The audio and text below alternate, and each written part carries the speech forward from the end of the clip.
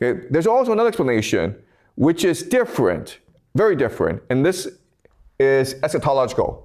Number 2 is eschatological. And what this means is that there are religious fanatics within the American Empire who believe that a war in the Middle East will launch a chain of events that will ultimately culminate in the return of Jesus.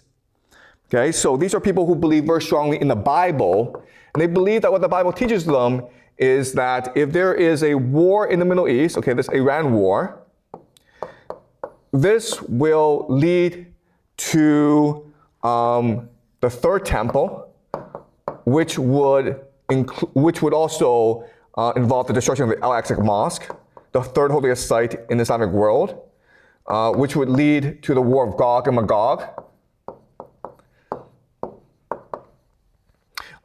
which would lead to the rise of the Antichrist. And at this point, if you are Jewish, you believe that this will lead to the coming of the Messiah and the ushering in of the Messianic Age. If you're a Christian, you believe that this will lead to the second coming of Jesus and the rapture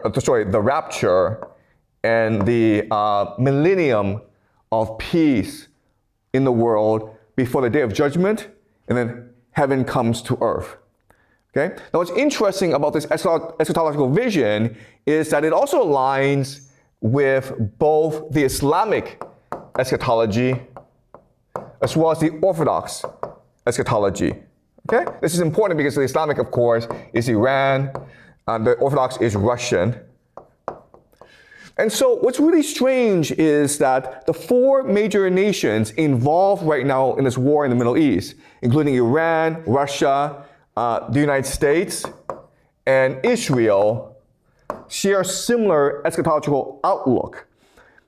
And as a result, they're all actually, in many ways, working together to achieve a certain geopolitical outcome, which includes the building of the third temple, the war of Gog and Magog, the coming of the Antichrist, and ultimately the end of the world.